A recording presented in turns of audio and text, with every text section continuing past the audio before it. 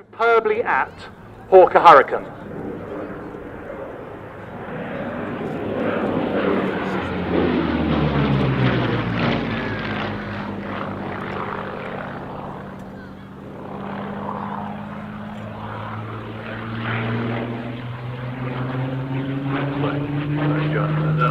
Things you have not dreamed of, wheeled and soared and swung high in the sunlit silence. Hovering there, I've chased the shouting wind along and flung my eager craft through footless halls of air. Up the long, delirious, burning blue, I've topped the windswept heights with easy grace, where never lark or even eagle flew. And wild, silent, lifting mind I trod, the high, untrespassed sanctity of space, put out my hand and touched the face. A very well-known poem, High Flight, by McGee, who himself was shot down during World War II. This Hurricane is a Canadian-built Hurricane 1, which makes it a Hurricane Mark 10, delivered to the RAF in 1940. It was converted to a Sea Hurricane in 1942, and on the 5th of December 1942, while being flown by Squadron Leader Douglas Trevor King in the Royal Naval Volunteer Reserve, it was classified as beyond the economical repair Douglas Bader, CO 242 Squadron in 1940, and marked AE 977. It's now painted to represent the Hurricane Run E2921, Blue Peter, flown by Pete Brothers. Air Commodore Pete Brothers, CBE injuries, DSO, 10 of which happened during the Battle of Britain.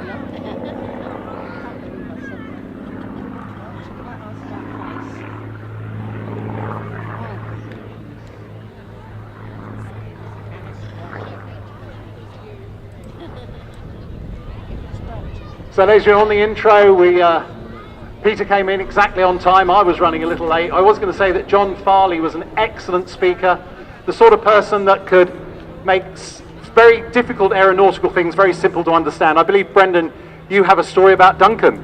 Well, yes, I was once brought in front of the Flying Control Committee, an extraordinary idea, you can imagine it happening, impossible. But Duncan Simpson came up to me and said, and I was flying a little Fournier RF4, if you know it, it sits about 18 inches off the ground.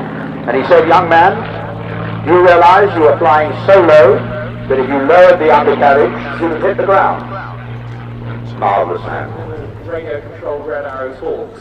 I remember Duncan having a chat to the guys afterwards, and afterwards, you do know who that was, don't you? And I said, well, he was the man that first flew the Hawk.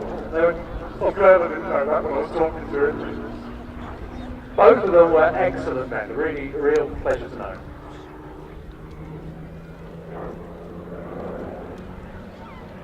And if you have any interest in test flying, try and get hold of a copy of John Farley's book called A View from the Hopper. He was an excellent, as I said, an excellent talker. He lectured brilliantly, a great writer, and he was also a lot of fun to be around. I do have a couple of stories that I really can't tell here today.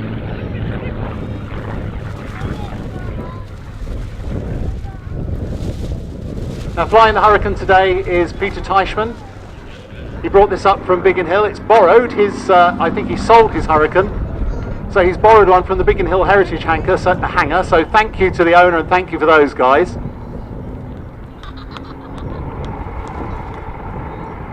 Peter has of course been flying at air shows for many years now with his Mustang, his Spitfire, the Hurricane, and he also of course had the P-40, had the set of aircraft that were the real classics.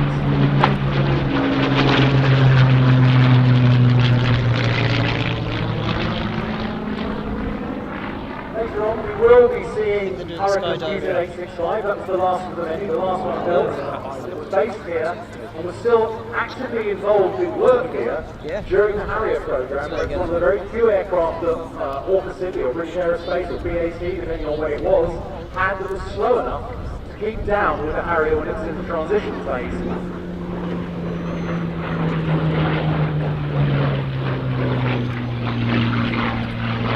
That particular Hurricane was due to go to the RAF museum, and Duncan objected to that. He didn't like the idea of a lovely flying aeroplane being pushed into a museum.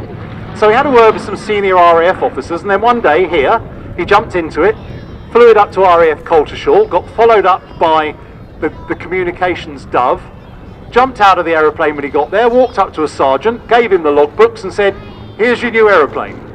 And he said the sergeant didn't even say thank you. It's not often you hear about a story of someone effectively stealing a Hurricane, is it?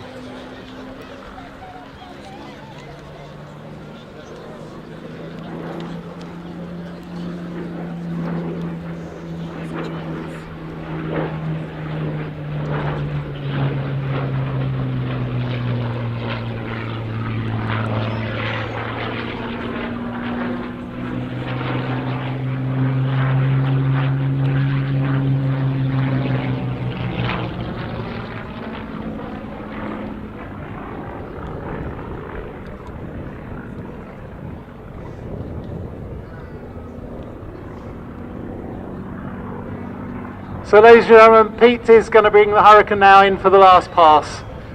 This was our tribute to Duncan Simpson and John Farley, two very fine gentlemen aviators who were both chief test pilot here at Dunsfold at various times.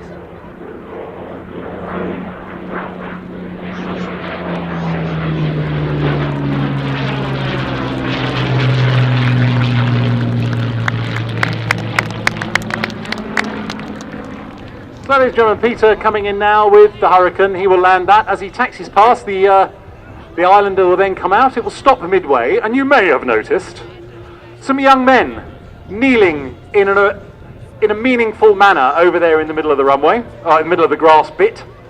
They are the Tigers, great supporters of this event. Supporters of here since the first one in 2005, 14 years ago. They are from the Princess of Wales Royal Regiment, and they will be hurling themselves out of an aeroplane in a manner which can only be described as, well, probably really good fun, and something I fully intend to do this year. And they are a great bunch of lads. Lots of fun, very professional. As an ex-Pongo myself, I think that's something I'd have to say. No, it's not true. Not that I wasn't Pongo, but that they're not professional. They are extremely, and do a lot of shows. They do. They do. We keep running into each other. Well, not quite literally, except in the evenings at the bar. There's Peter Teichman. Give him a wave, ladies and gentlemen. Peter Teichman flying the Hurricane. Marvellous man has Hangar 11 up at North Weald, and owned one each of the great four Spitfire Hurricanes.